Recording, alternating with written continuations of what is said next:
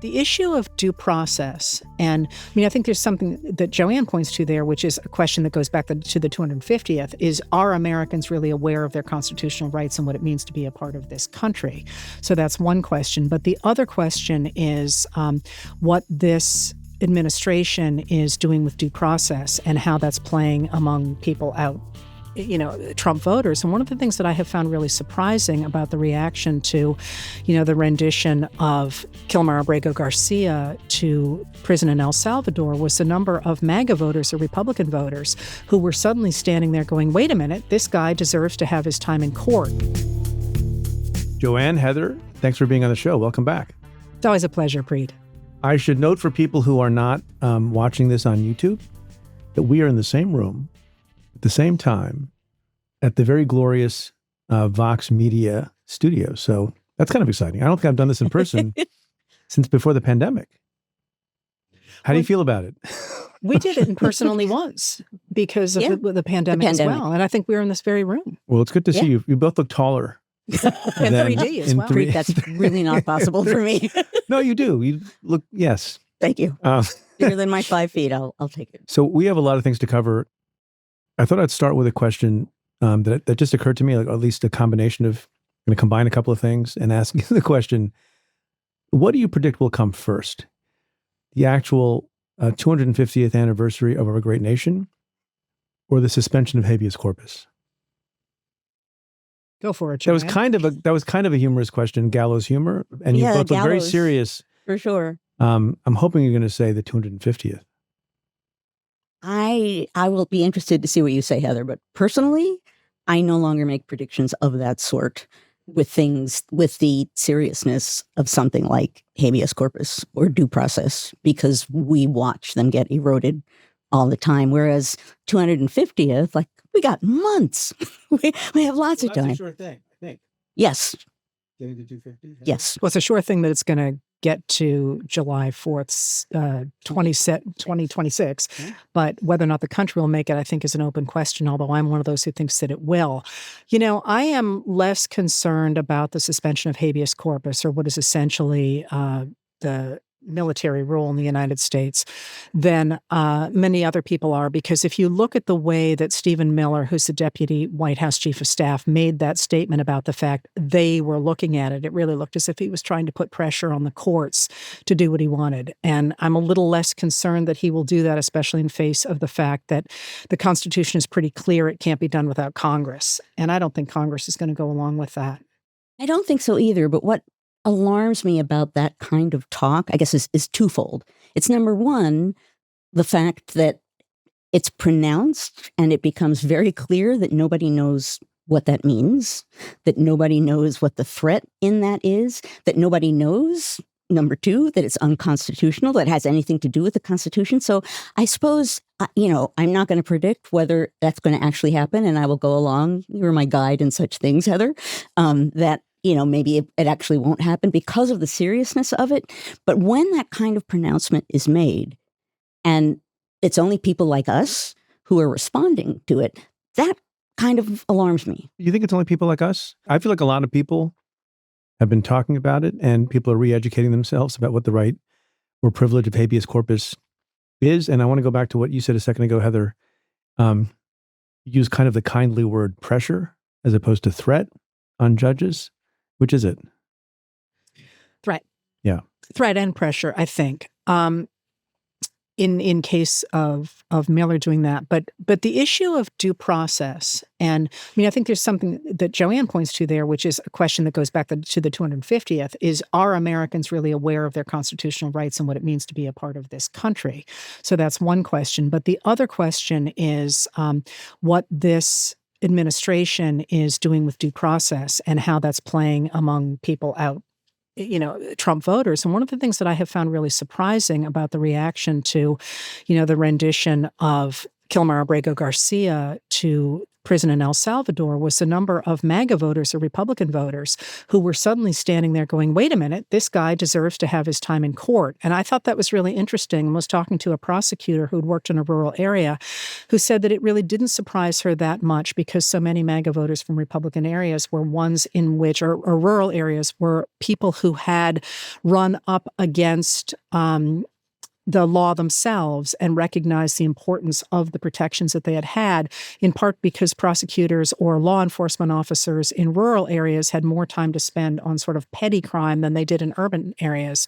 And so that was something that MAGA voters were specifically attuned to, and therefore were much more inclined to pay attention to the issues of due process than they would have been if they were. In that case, though, just as you're saying, they're not abstract. It's right? very real to them. It's very real. It's every day.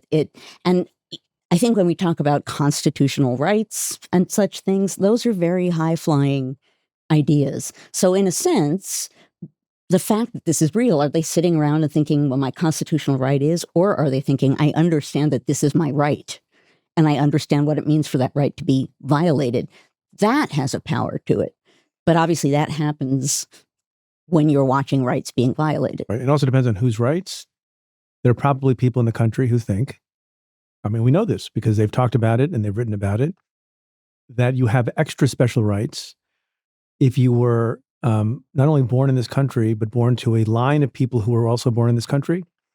We see birthright citizenship. We're going to talk about that in a moment. And you have fewer rights, if any, if you are naturalized in this country, and even fewer rights if you are next in the descending sort of hierarchy visiting, and then even less, obviously, if you are of illegal status in this country. So I have a question. That's not for how you. the Constitution works.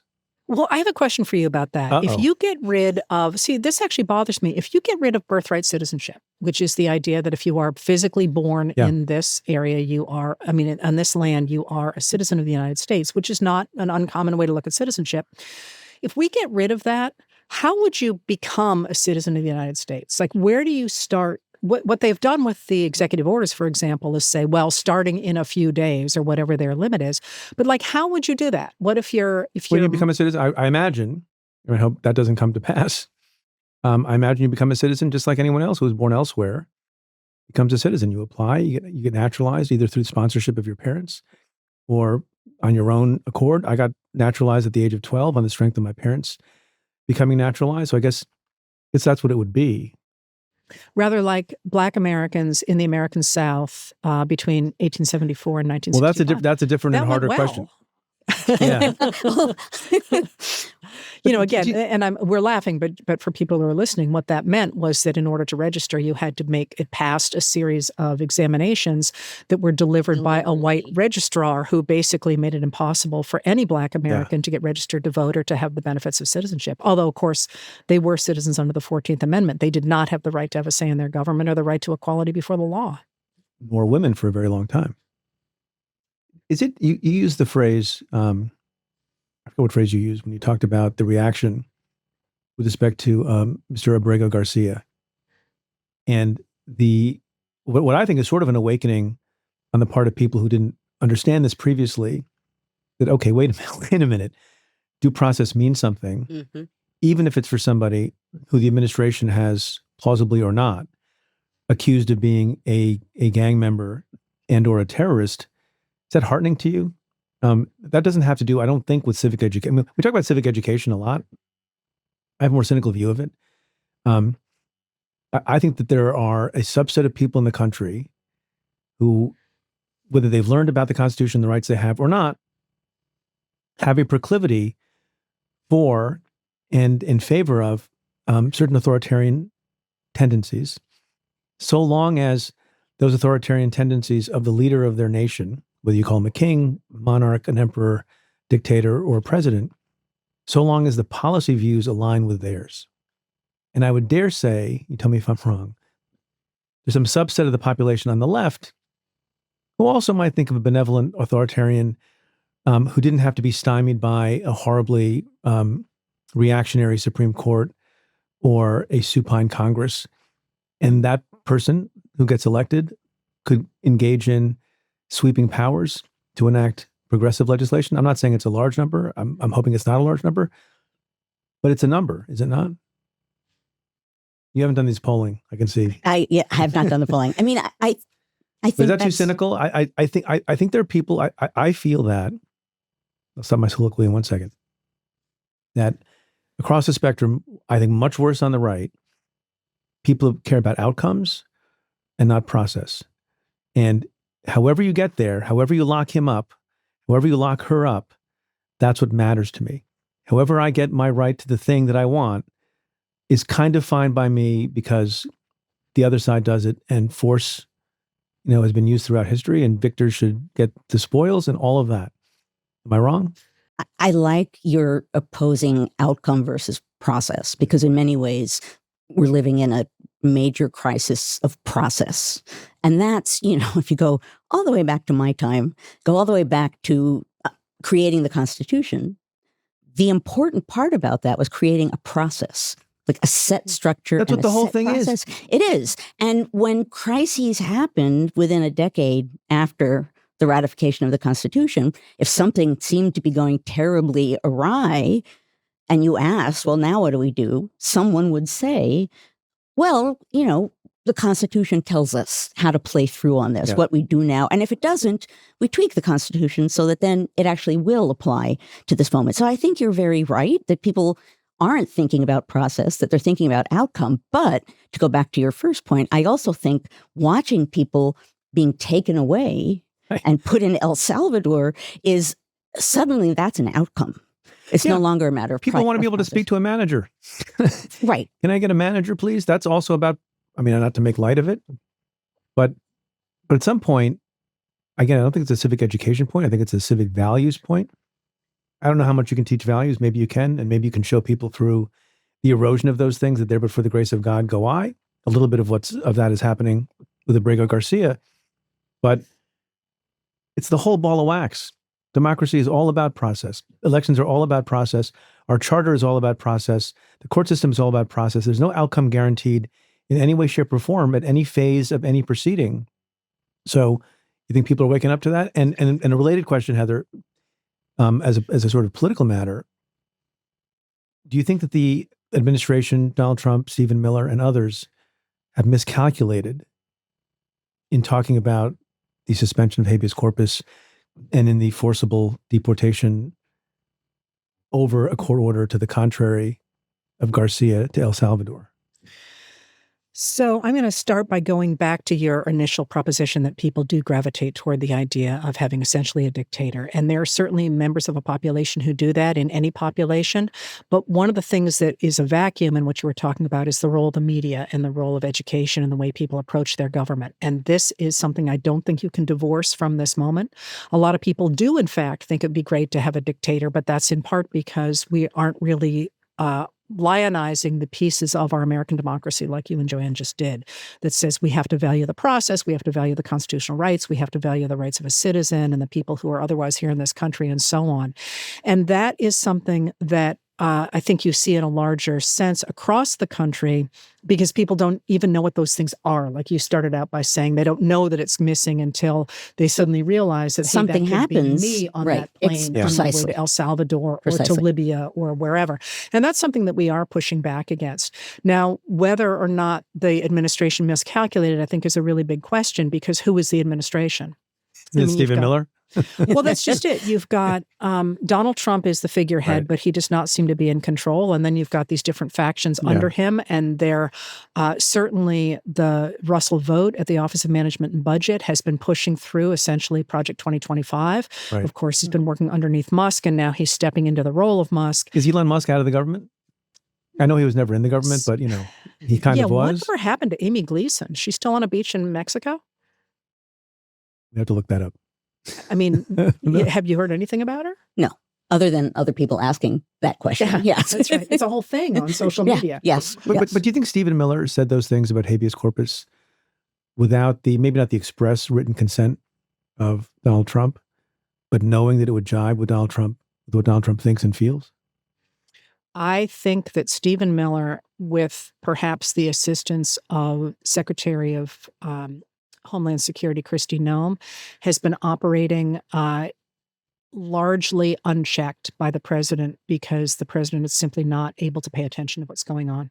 That's, I think that on a lot of levels, even using the phrase "the administration" is kind of problematic, everywhere.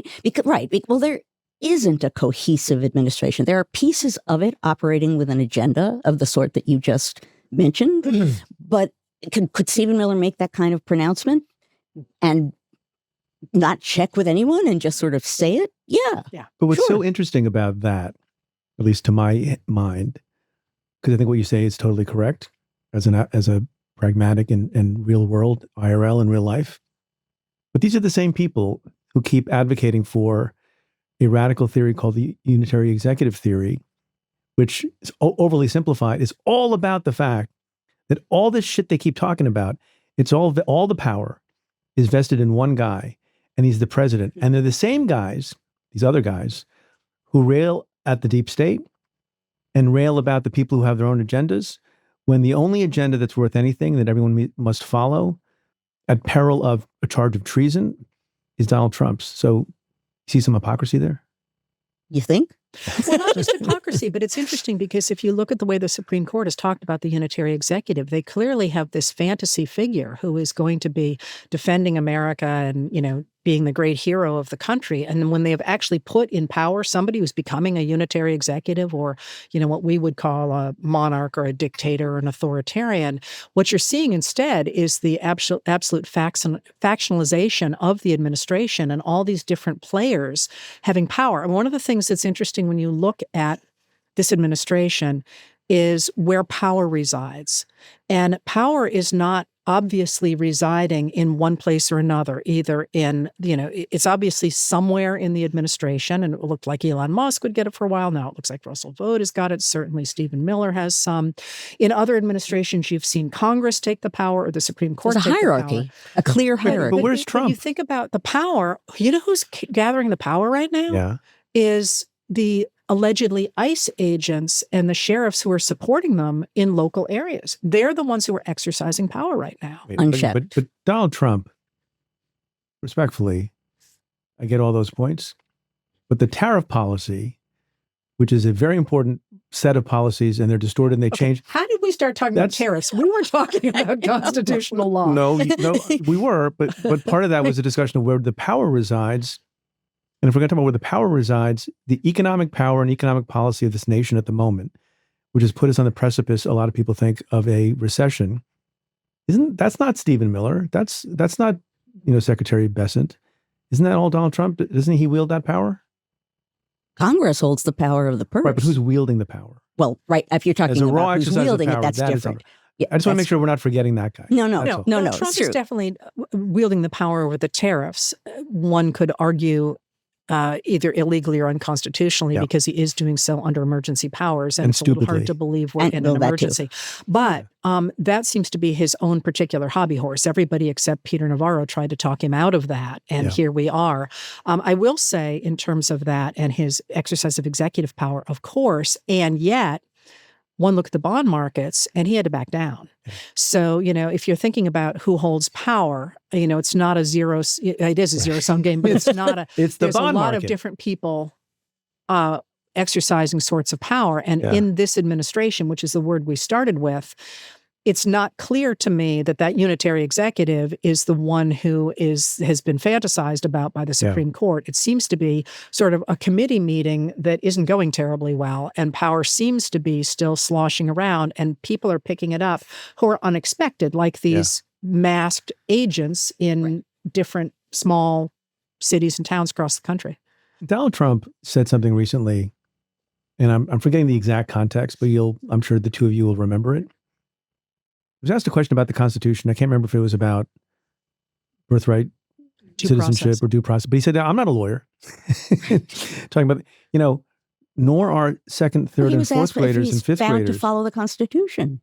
Right. Kristen Welker, yeah. Right. That's what the question was, right? Right. Did he get away with that answer? How does a sitting president, this has been a perennial question in 100 different forms, but how do you get away with, particularly in a party that talks about patriotism and talks about liberty and always talks about the Constitution, right? Whether they interpret it correctly or not. They're always talking about those things. Those are the pillars of the rhetoric at a minimum. How does the president of that party get away with saying, I don't know, I'm not a lawyer. He did take the oath. Maybe he doesn't remember what he said in the oath. I don't know. That wasn't a question. It was a remark. Part of that, and this is an obvious thing to say, but I'll say it anyway. Please. Part of it is because he routinely says a million ridiculous, unconstitutional, lying, crazy things to the point How do you that really feel, Joe?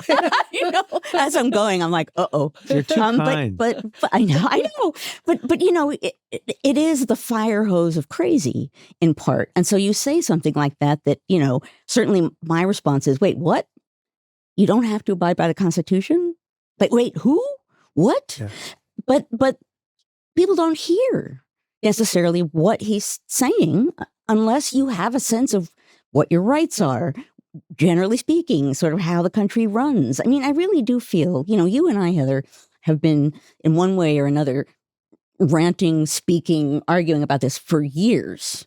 And I'm interested to hear what you're going to say. But to me, it's only recently that I feel that some people are saying, like actually last night, someone said, Heather and you have been talking about this for a couple of years, right? I was like, yeah. It's like, well, maybe we're there. It's like, interesting. Well, another thing about why he can get away with this stuff, I think is very important. And that's that there are 53 senators in Congress that could speak up at any moment and really challenge him. And in the case that you're talking about, when he said that to Kristen Welker, there was one Republican senator in Congress who said, yes, you have to follow the Constitution. And that was Rand Paul of Kentucky.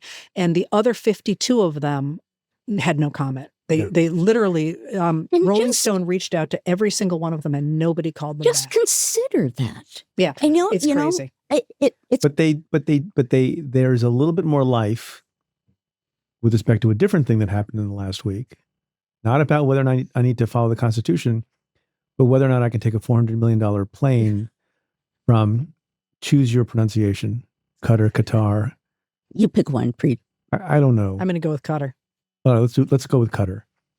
Multiple senators have talked about that on the Republican side.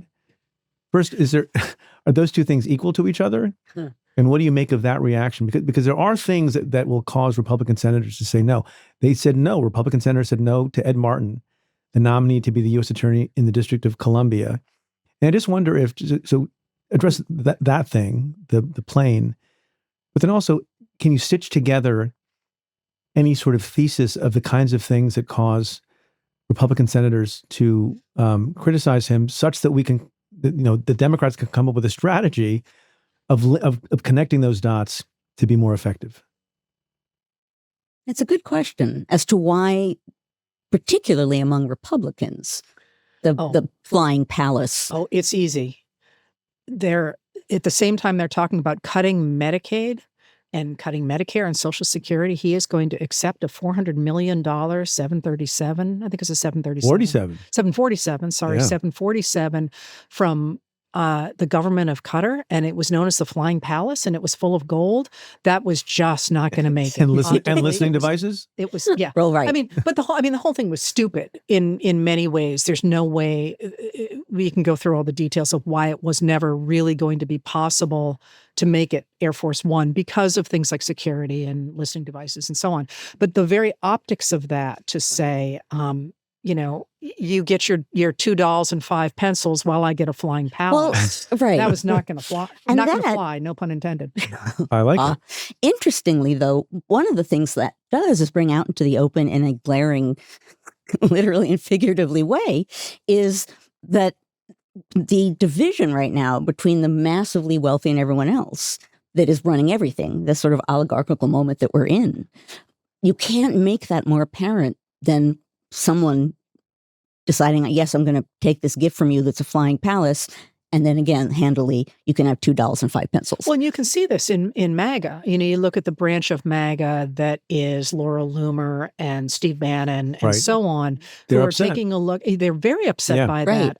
Ben Shapiro, I think, was in that list of people who said that you simply is exposing something that they certainly don't want to emphasize. Well, and they're already in trouble. MAGA's already in trouble in numbers with rural Republicans, where they're just about evenly divided between pro and, in favor of the Trump administration's activities and against them.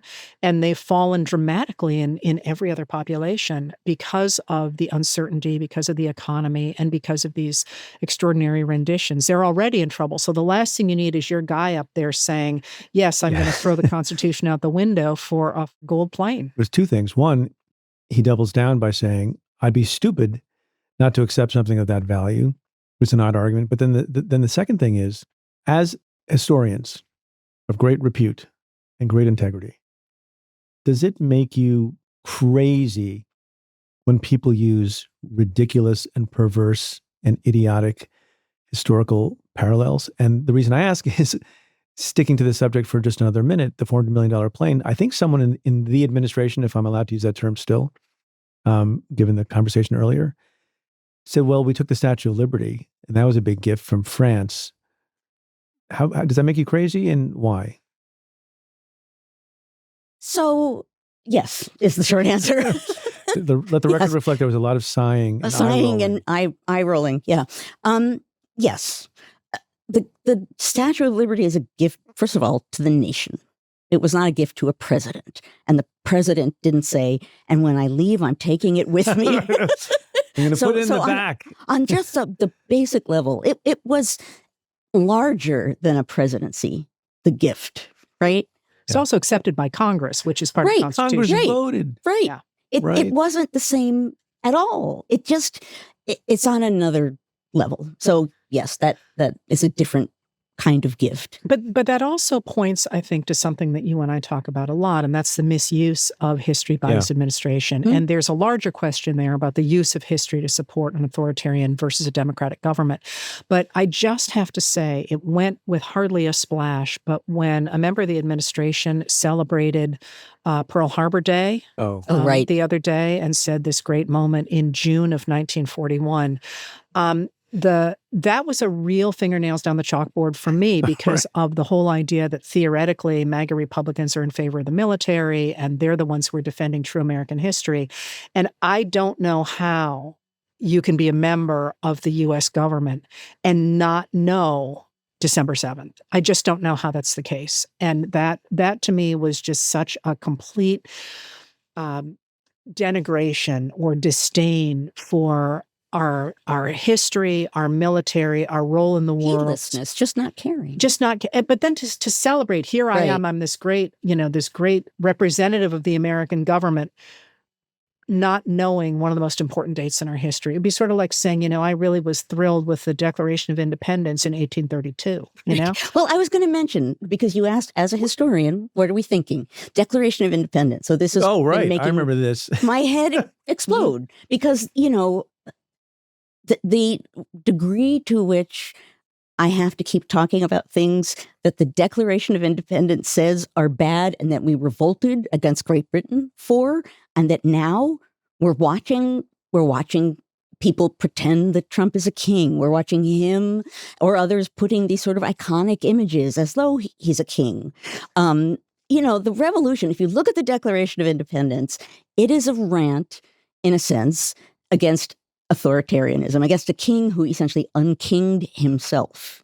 And a list of the things that king did to unking himself includes, among other things, transporting Americans to foreign courts on pretended charges, or trying them in admiralty courts in the United States, which have no juries, so no trial by jury.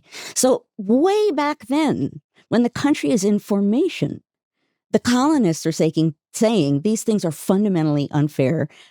This king is doing these unfair things to us. And here are two of them that we're now watching play out. I thought you were going to say that incident. I see Heather is smiling and nodding, so maybe you'll want to respond to this. Oh, Trump was in the Oval Office don't know if it was the Oval Office, but somewhere in the White House. It was the Oval, because he's got it on the wall. Framed. Yeah. Is that the original Declaration? No. That's in Philadelphia. Oh, no, Washington, the National Washington, Archives. D.C. Washington. Oh, it is? Yeah. Yeah. Okay. It's pretty impressive, although hard to see, right? It is. After they held it up outside the window for that camera, it got a little faded. Is it going to go on a tour for the 250th? Can it? Can't imagine. It's very fragile. I have this vague recollection when I was 7 years old for the bicentennial, which was a big deal in my public school in Eatontown, New Jersey. And maybe it wasn't the Declaration, but they were important artifacts that went around the country. Sounds right. By train. The freedom, the right? Do you remember the this? bicentennial, the train. Yeah. I went to see that the whole train. year. All we did in second, I think it was second grade, maybe it was third grade. All we did was talk about how it was America's birthday. Yeah. Which was a tremendous thing. It was huge. It was a tremendous thing. And that's only 200. Did you know Now we're that? at I think it was called the Freedom. I think it was a Freedom Train. Freedom We Train? didn't get it up to Maine, but we did the same. Well, Maine's very far. There's no rail access. But we did a whole thing, just about really. We did a whole thing about cooking in revolutionary times and making revolutionary crafts and all that. Yeah. The revolutionary food did not do a lot for me. But yeah, it was a huge thing. Yeah. But so going back to the so Trump was asked a question. What does the Declaration of Independence mean to you? And of course, you have the Declaration of Independence. What does it mean to you? Well, it means exactly what it says. It's a declaration. It's a declaration of unity and love and respect, and it means a lot. And it's something very special to our country. He had that look on his face, which I know a little bit, but you two must know very, very well, of the student who hasn't done the reading. It's a wonderful but thing. Feels confident. It's usually a man who feels confident enough to give an answer anyway. And his answer was, well, it's about unity.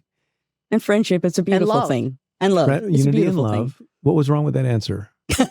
Well, what was wrong with the answer was it was clear he has never read the Declaration of Independence. There's absolutely no way you could ever have looked at the Declaration of Independence and come out with a statement about unity. What I was saying a moment ago. Well, I was thinking about this. I was thinking because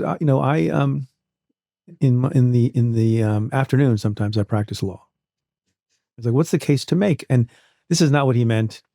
And I would rather have your side of the argument. I was often thinking about issues about not whether they're good arguments or bad arguments, but the best way for me to decide what I think about the merits of the arguments, which one would I prefer to argue? And I will do that with clients. Like they'll say, can we do X? And I'm like, yeah, you can make an argument for X. I would rather argue the summation on the other side, which means it's a stronger argument.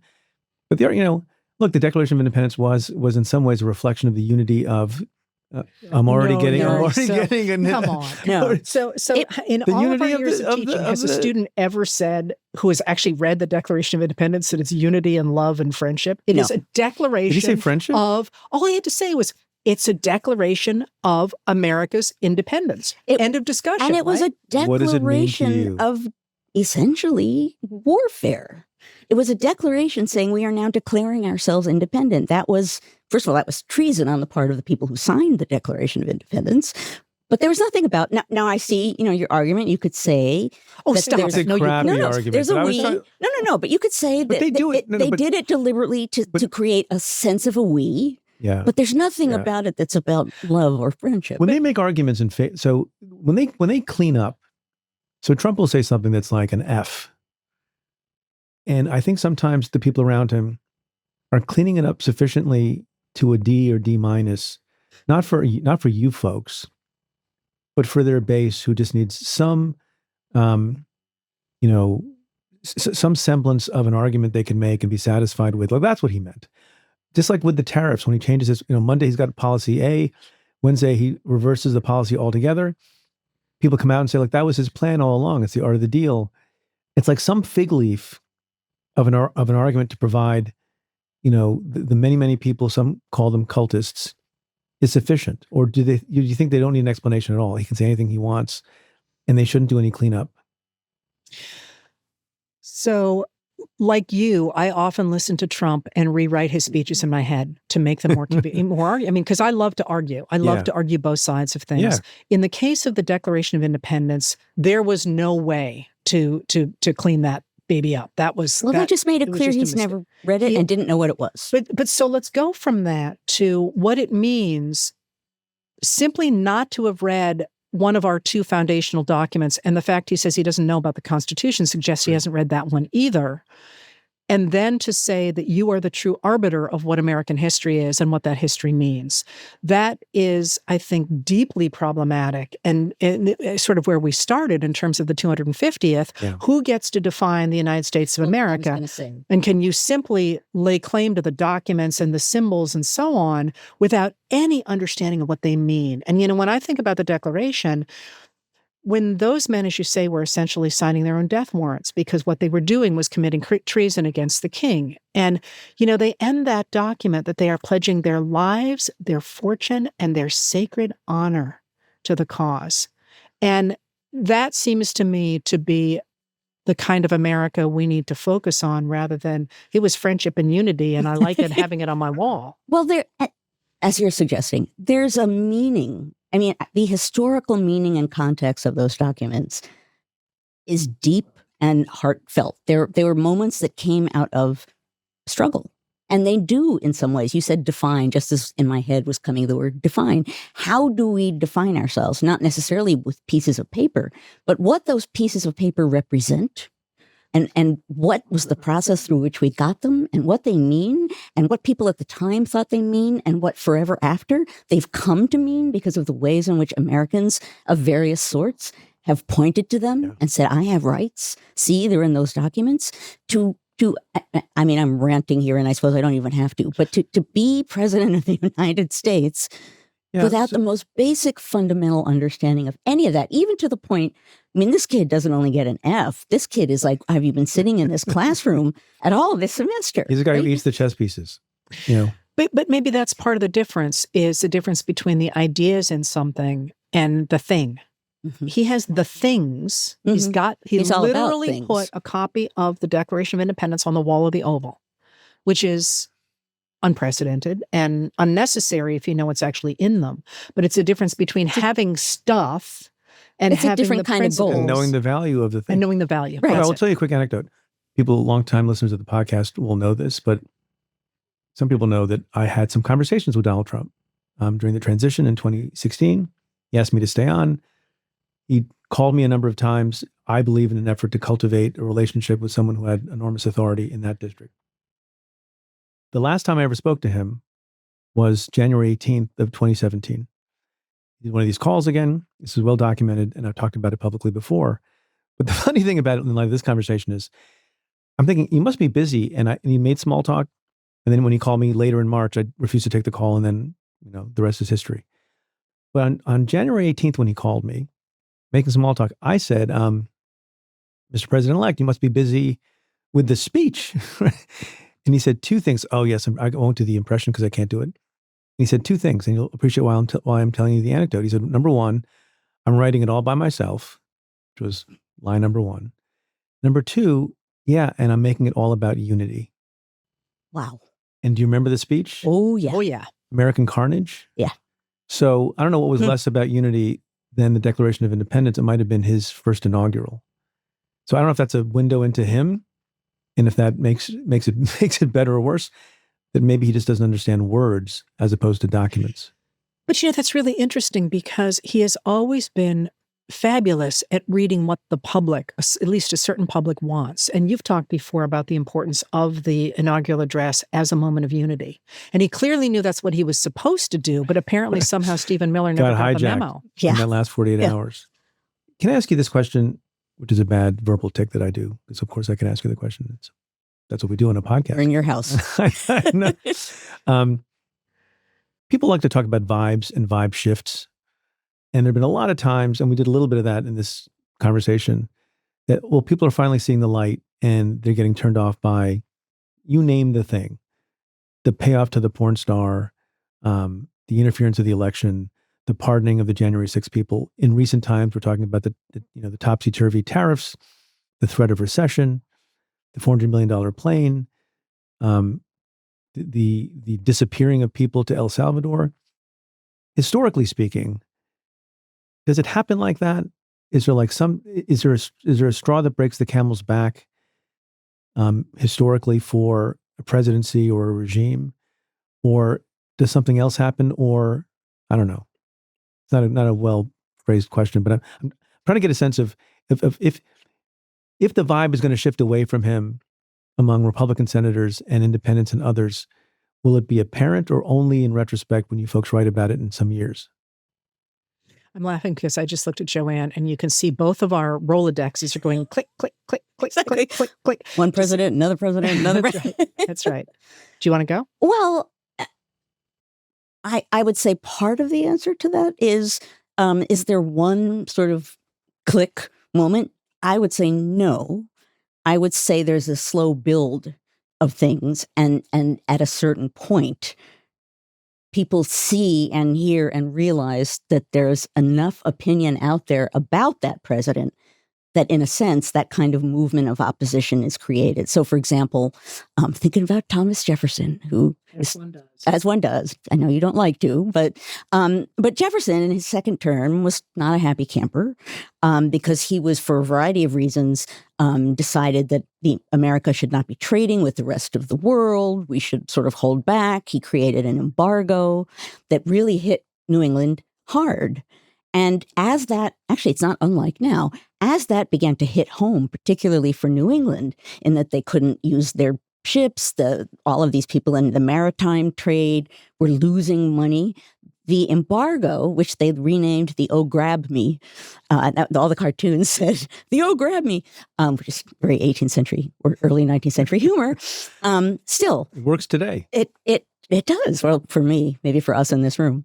But that became something that I don't want to say it turned the tide like frantically against him, but he was not a beloved figure after that point. Actually, George Washington, in his second term, his first term, he was just sort of beloved and wonderful. But his second term, when he began, for example, speaking out about what he called self-created societies, these clubs that were meeting to express support of the French Revolution. And he said, these are bad. These are self-created. These things shouldn't exist. And a lot of people were like, wait, what?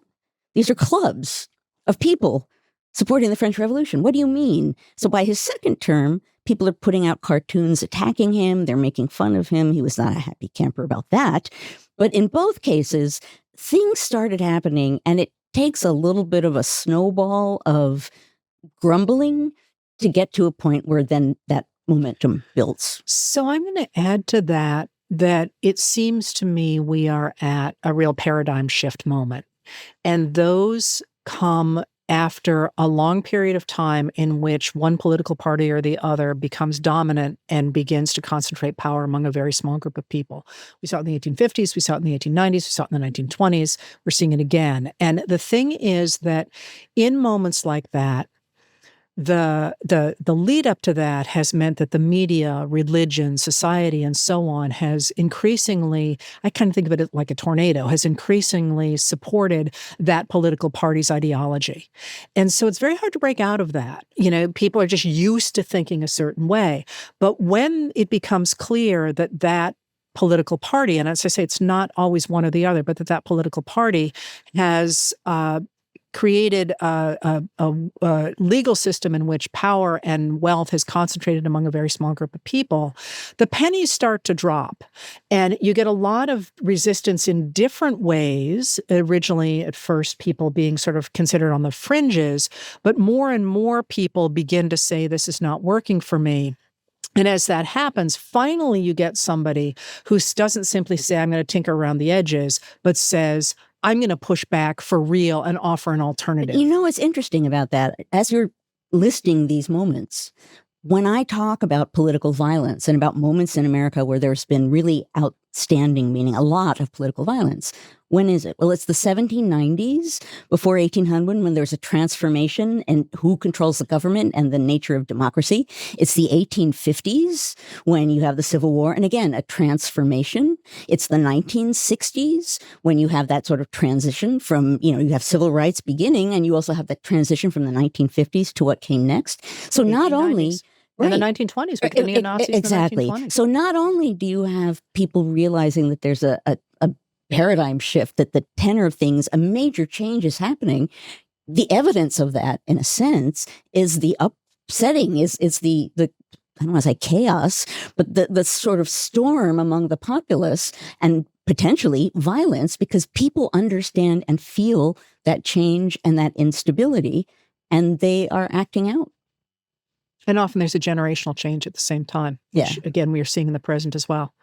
That's a good note to end on. And I think, because often these conversations with various people, including, I'm sure, on some occasions with you folks, don't end on a positive note, given what's going on. Maybe we'll title the episode, The Feeling of a Paradigm Shift. I don't know. Joanne, Heather, thanks so much. It's always a pleasure. Thanks. Hey, folks, by now, you know what you got to do. Can't miss any episodes of the show. It's very important.